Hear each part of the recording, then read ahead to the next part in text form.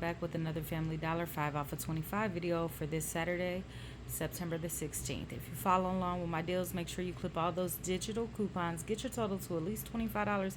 Enter your number at the register and watch your total drop. Remember, I always say get what your household needs. The first item you want to pick up is one Febreze fabric spray for $5.65, and there's a $2.30 off coupon. Then you want to pick up one Tide 37-ounce detergent for $5.50 with a $1.50 off coupon.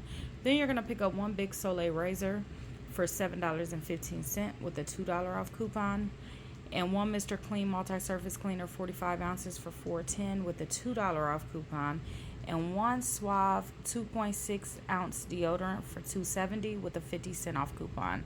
Once again, those are the items you would need to pick up and the coupons you would need to clip. Your total came to $25.10, but after we subtract the $8.30 in coupons, brings you down to $16.80, and you're only going to be paying $11.80 after that 5 off of 25 coupon comes off. $11.80 plus tax for all of these great items tomorrow at your local Family Dollar. Happy couponing.